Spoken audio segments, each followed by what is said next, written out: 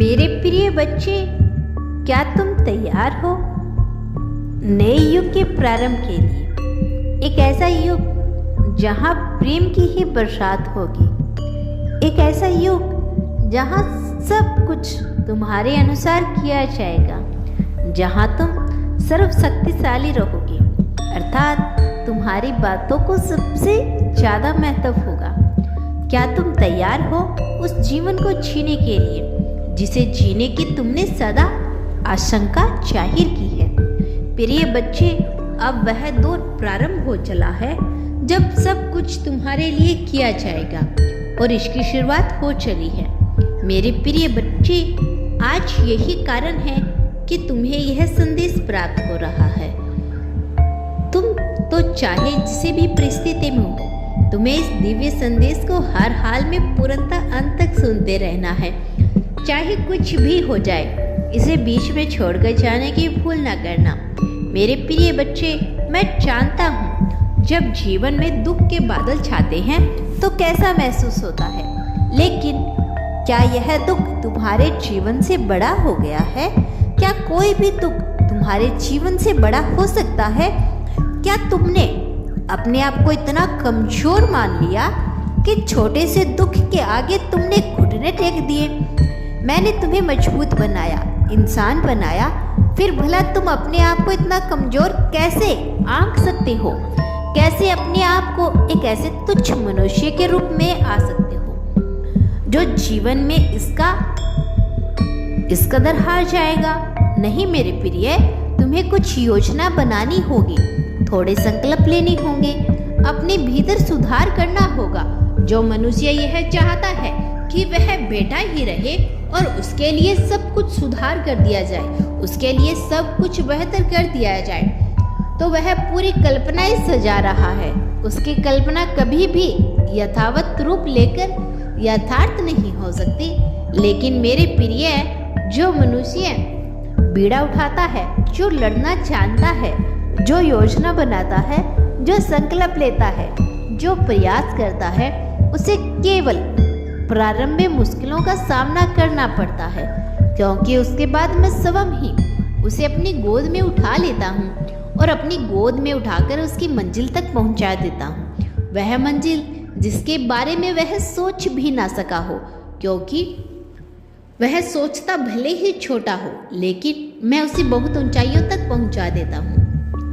मेरे प्रिय बच्चे, जीवन प्रगति का नाम है, जीवन विशेष होने का नाम है। अरे जीवन तो एक अवसर है, वह सब कुछ अनुभूति करने का जो बगैर जीवन के नहीं किया जा सकता, जो इस मृत्यु लोक के अलावा कहीं और नहीं किया जा सकता। सुख, दुख, द्वेष, जलन, ईर्ष्या, प्रेम, अपनापन, मित्रता, शत्रुता, यह सब कुछ यहीं पर अनुभव हो सकता है। बाकी अन्य सभी लोगों में यह अनुभव नहीं किया जा सकता, यूं ही घटित हो जाता है। यही वह लोक है जो इसमें परिवर्तित किया जा सकता है। मित्रता कब शत्रुता बदल जाए, नफरत कब प्रेम में बदल जाए, यहाँ कहा नहीं जा सकता। यहाँ दोनों घटनाएं एक साथ भी चल सकती है। जिससे प्रेम हो, कई बार उससे भी नफरत हो जाती है। जिससे नफरत में कई बार वही अच्छा लगने लगता है। यहाँ सब हो रहा है। इसीलिए मेरे बच्चे, इस अवसर को यूं ही न जाने दो।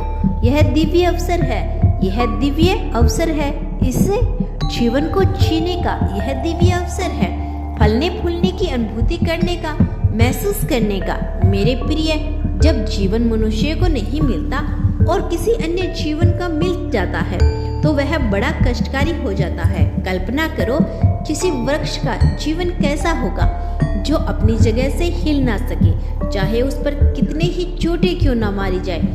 कल्पना करो उस कीट पतंगे का जिसमें कितना विवेक नहीं है, वह अपनी मृत्यु को स्वयं ही आकर्षित कर लेता है। मेरे प्रिय, मनुष्य का जीवन एक वरदान है।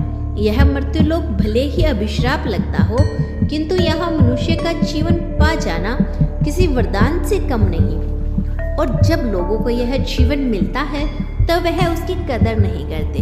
वैसे ही जैसे प्रेम में पड़ जाने के बाद उसका साथी उसकी कदर नहीं करता, फिर वह शिकायतें करती हैं कि मेरा साथी मेरी कदर क्यों नहीं कर रहा, क्योंकि वह स्वयं ही अपने जीवन की कदर नहीं कर पाता, स्वयं ही अपने जीवन का मूल्य तय नहीं कर पाता। वह जीवन जिसे उन्हें अत्यंत प्रेम करना चाहिए, वह जीवन जिसे उन्हें संजो कर रखना चाहिए, वह जीवन जिसे पाने का हर कोई अधिकारी नहीं होता, यदि तुम्हें मिला है तो तुम्हें इसके लिए अपने आप को खुशहाल भाग्यशाली मानना चाहिए। मेरे प्रिय बच्चे, प्रयास तो करो आगे बढ़ने के लिए। तुम एक कदम भी बढ़ाओ तो मैं 100 कदम पार लेकर जाऊंगा, लेकिन तुम्हें वह कदम उठाना होगा जो तुम्हें निरंतरता दर्शानी होगी। तुम्हें जाहिर करना होगा कि तुम क्या चाहते हो। मेरे बच्चे, जीवन में तुम्हें सफलता अवश्य मिलेगी। कोई नहीं सकता तुम्हारी सफलता को, कोई नहीं रोक सकता, क्योंकि मैं तुम्हारे साथ हूँ। लेकिन क्या तुम सफल होने के लिए तैयार हो? यदि तैयार हो तो कमेंट बॉक्स में अवश्य बताना।